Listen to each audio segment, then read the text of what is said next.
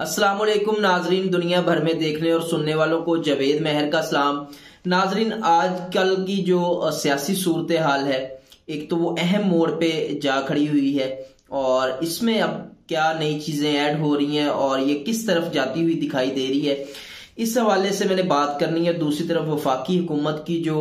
धमकियां हैं वो भी आना शुरू हो गई हैं और ये धमकियां क्यों लगाई जा रही हैं और ये किस हवाले से और ये हो क्यों रहा है। जितना भी सारा मामला अब तहरीक अदम एतमाद और एतमाद के वोट के हवाले से पंजाब में जो जारी है, इसकी क्या वजूहात है और जो इस्टेब्लिशमेंट का इसमें किरदार है वो भी मैं आपको बताऊंगा कि ये सारा जो भी मामला है इसमें जो इस्टेब्लिशमेंट का किरदार है वो कहां तक है और इस्टेब्लिशमेंट के किरदार के हवाले से क्या जवाब आया जो ताकतवर लोग हैं, इस पे भी मैं बात करूंगा। तो सबसे पहले यहीं से शुरू करता हूं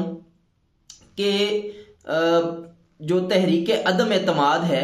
वो पंजाब के जो सीएम है परवेज इलाही, उनके खिलाफ जो है वो दाखिल की गई है और जो एतमाद का वोट है गवर्नर की जानब से, ये भी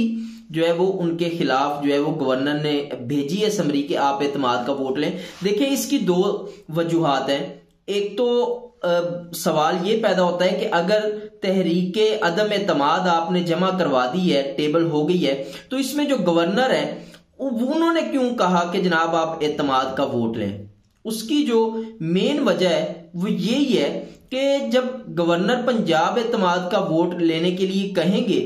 तो उसमें जो है परवेज इलाही साहब और जो पाकिस्तान तहरीक इंसाफ की गवर्नमेंट है, इनको जो है वो अपने नंबर शो कराने हैं, जो कि 186 नंबर इनको शो करवाने हैं कि जो हाउस का एतमाद है वो मुझ पे है और जो मेरी मेजॉरिटी है हाउस में वो कायम है। और दूसरी तरफ जो तहरीक अदम एतमाद है वो जो जमा करवाई गई है उसका सिर्फ एक मकसद है। वो मकसद ये है कि जब से वफाकी गवर्नमेंट को ये पता चला और इमरान खान साहब ने ये अनाउंस किया है कि मैंने असेंबलियां डिसॉल्व कर देनी है जुमे वाले दिन 23 दिसंबर को, उसके बाद से लेके अब तक पीडीएम के पास ऑप्शंस क्या है? ऑप्शन सिर्फ उनके पास यही है कि वो या तो तहरीक अदम एतमाद लें या जो गवर्नर साहब है वो अपना जो इख्तियार इस्तेमाल करते हुए पंजाब गवर्नमेंट को कहें कि जनाब आप जो पंजाब के सीएम हैं परवेज इलाही, कि आप एतमाद का वोट लेके अपनी मेजॉरिटी साबित करें। तो अब सूरत हाल यहां पे दाखिल हो चुकी है कि एक तरफ तो तहरीक अदम एतमाद है और उसका मकसद सिर्फ यही है कि असेंबली ना डिसॉल्व कर सके, जो इमरान खान साहब ने अनाउंसमेंट कर रखी है, इसका सिर्फ एक मकसद है। और दूसरी तरफ जो गवर्नर ने तहरीक अदम एतमाद का वोट लेने के लिए कहा है, उसकी जो वजह है वो यही है कि इस दौरान हमें टाइम मिल जाए, क्योंकि ये एक प्रोसीजर के तहत होना है और इसमें अब जो वफाकी गवर्नमेंट है वो ये भी चाहेगी कि कुछ ना कुछ पीटीआई के लोग इधर उधर कर लिए जाए तो फिर हमारा जो मामला है वो ठीक हो सकता है। और या उसकी जो दूसरी वजह है वो ये है कि परवेज इलाही जो है वो जाके दूसरी साइड पे पीडीएम के साथ खड़े हो जाएं और इस तरह से उनके वोट उनको मिल जाए तो फिर ये मैटर जो है वो सॉल्व हो सकता है। लेकिन इसमें एक सबसे अहम चीज ये है कि क्या जो चौधरी परवेज इलाही है वो इस वक्त में, इस क्रूशल वक्त में दूसरी साइड पे जा खड़े होंगे। इसमें एक बात बड़ी वाज़ेह है जो मैं आपको बताना चाहता हूं और ये बात बड़ी गौर और फहम तलब है कि अगर इस मौका पे चौधरी परवेज इलाही जाते हैं तो वो सियासी खुदकुशी करेंगे अगर वो पीडीएम के साथ जाके खड़े हो जाते हैं, क्योंकि एक एतमाद की जो अदम एतमाद की तहरीक है वो इमरान खान साहब के ऊपर भी आई थी और फिर जो जिस तरह से सियासी जो सूरत हाल बनी वो भी आपके सामने है और ये बिल्कुल भी चौधरी परवेज इलाही फोल्ड नहीं करते इस मौका पे कि वो इमरान खान साहब का साथ छोड़ के दूसरी साइड पे चले जाए। तो इसकी जो बुनियादी वजह है कि अभी तक जो चौधरी परवेज इलाही हैं वो खामोश है, उन्होंने अभी तक इस हवाले से कोई बयान नहीं दिया और वो ये चाहते हैं कि ये मामला किसी ना किसी तरीके से तूल पकड़े। जो इंफॉर्मेशन अभी तक सामने आ रही है वो यही है कि मामला तूल पकड़े कानूनी मामलात इसमें आ जाए और ये मामलात अदालत में चले जाएं, और इसके बहुत ज्यादा चांसेस हैं कि ये किसी ना किसी मौका पे ये जो एतमाद का वोट और तहरीक अदम एतमाद के हवाले से मामलात हैं ये अदालत में जाएंगे। इसके बहुत कवी चांसेस हैं, क्योंकि उसकी वजह यह है कि अब जो स्पीकर है पंजाब असेंबली के सिफ्तैन खान, वो कहते हैं कि ये जो गवर्नर साहब ने एतमाद का वोट लेने के लिए कहा है ये तो बिल्कुल ही मैं समझता हूं कि गैर आईनी है। ये सिफ्तैन खान साहब ने कहा है कि अगर एक इजलास चल रहा है तो जो है वो दूसरा इजलास कैसे गवर्नर साहब जो है वो तलब कर सकते हैं। तो ये अभी तक की जो स्पीकर साहब की स्टेटमेंट है वो ये है। लेकिन दूसरी साइड पे जो पीडीएम है वो ये कहती है कि जनाब हर सूरत जो है वो कल चौधरी परवेज इलाही को 4 बजे वोट जो एतमाद का वोट है वो लेना पड़ेगा, वरना हम सीएम ऑफिस को सील कर देंगे। ये राना सनाउल्लाह साहब ने आज जो धमकी लगाई है कि हम पंजाब का जो सीएम हाउस है उसको सील कर देंगे और सीएम जो है वो अपने ऑफिस नहीं जा सकेंगे। इसमें एक चीज तो बड़ी वाज़ेह है कि पीडीएम को इस तरफ से भी इनकार हो चुका है कि ये जो इन्होंने चौधरी शुजात के साथ जरदारी साहब ने मिलके, शहबाज शरीफ साहब ने मिलके जितने पापड़ बेलने थे और जिस तरह के मामला तय करने थे, उस तरफ से इनको अभी तक कोई पॉजिटिव रिस्पांस नहीं मिला।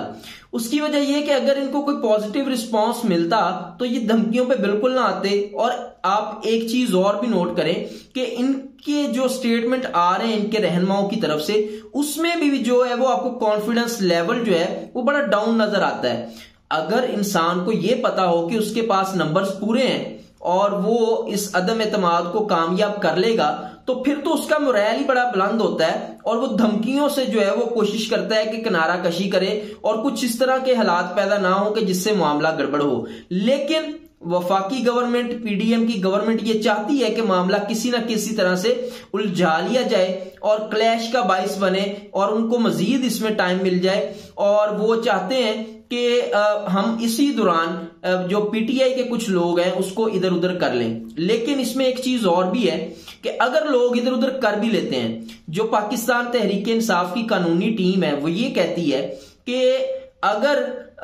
एतमाद के वोट के हवाले से भी बात हो तो उसमें जो जितने मौजूदा असेंबली में लोग होंगे, फर्ज करें कुछ लोग असेंबली में नहीं भी जाते, लेकिन जो मौजूदा सिटिंग लोग होंगे उनकी तादाद अकाउंट होगी और उसमें जो है वो एतमाद का वोट जो है इस हवाले से लिया जाएगा। तो ये पाकिस्तान तहरीक इंसाफ की जो लीगल टीम है उनकी राय है। अगर इस बात को मान भी लिया जाए कि ये इस तरह से होगा तो फिर भी पीडीएम जो है वो अपने 186 बंदे किस तरह से पूरे करेगी, क्योंकि जो सुप्रीम कोर्ट का फैसला है उसके बाद से जो अगर फ्लोर क्रॉस करता है कोई भी जमात का बंदा जो कि पार्लिमानी पार्टी की हिदायत के खिलाफ हो तो उसका तो वोट ही काउंट नहीं होगा। तो ये पीडीएम के लिए बड़ा मुश्किल है। और इसमें आपको एक और भी चीज बताऊं कि जो खबरें ज़ेरे गर्दिश है कि बहुत से पीडीएम के जो लोग हैं उनको एक चीज का और भी पता है कि जो राब्ते मुबैना तौर पे एस्टेब्लिशमेंट के साथ अभी तक जो है वो किए गए हैं और उसमें जो एस्टेब्लिशमेंट ने उनको जवाब दिया है, उन्होंने ये कहा है कि ये आपका अपना मामला है, आप जाके अपनी सियासत करें, हमारा इसमें कोई लेना देना नहीं है। अब एक जवाब इधर से परवेज इलाही साहब की तरफ से भी कि हम आपके साथ नहीं खड़े, और दूसरी तरफ इस्टेब्लिशमेंट ने भी इनको लाल झंडी दिखा दी है कि हम आपके साथ नहीं खड़े और आप ये मैटर अपना खुद जाके सॉल्व करें। तो इस सिनेरियो में इनकी बड़के मारनी बनती हैं। और एक बात और भी है, ये जो पीडीएम की इस वक्त बड़के हैं और ये जिस तरह से धमकियां दे रहे हैं और वो और जो लाहौर का पावा अख्तर लावा है उसकी बड़के एक ही तरह की हैं, क्योंकि दोनों को लोग इंजॉय करते हैं। और जो मौजूदा सियासी सूरत हाल है, क्योंकि इससे पहले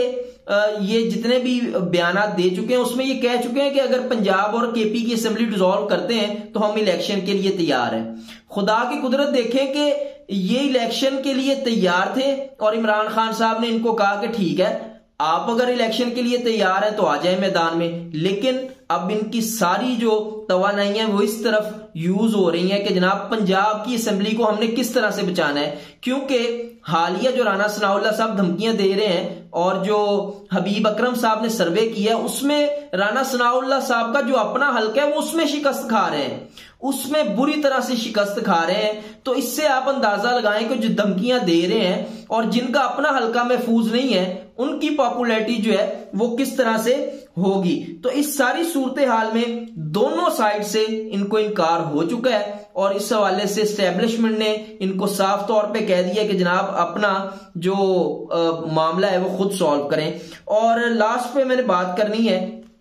कि जो सीटीडी कंपाउंड में दहशतगर्द घुस गए थे पन्नू में, वो ऑपरेशन मुकम्मल कर लिया गया है और जो दहशतगर्दी की लहर पाकिस्तान में हालिया उठ रही है उसकी कार्रवाइयों में कुछ दिनों में शिद्दत आती हुई नजर आ रही है। ये एक बहुत खतरनाक चीज है पाकिस्तान के हवाले से, क्योंकि अगर पाकिस्तान में दहशतगर्दी का एलिमेंट दोबारा से आता है तो माशी सूरत हाल तो पाकिस्तान की पहले ही इतनी खराब है कि पाकिस्तान टेक्निकली डिफॉल्ट की तरफ जा चुका है। तो अगर दहशतगर्दी का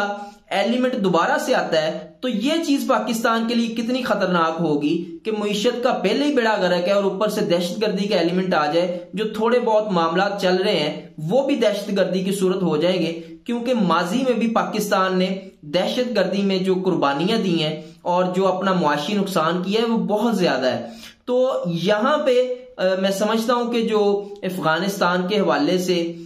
जो अपनी पॉलिसी है पाकिस्तान को उसको रिव्यू करने की जरूरत है और इन कार्रवाइयों को यहीं पे टैकल करने की जरूरत है, अदरवाइज जो इसके नुकसानात हैं वो बहुत ज्यादा होंगे। तो आज तक के लिए इतना ही, मिलते हैं इंशाल्लाह अपने अगले व्लॉग में कुछ नई खबरों के साथ, नए तज्जियों के साथ। अपना और अपने इस चैनल का ख्याल रखिएगा। पाकिस्तान जिंदाबाद।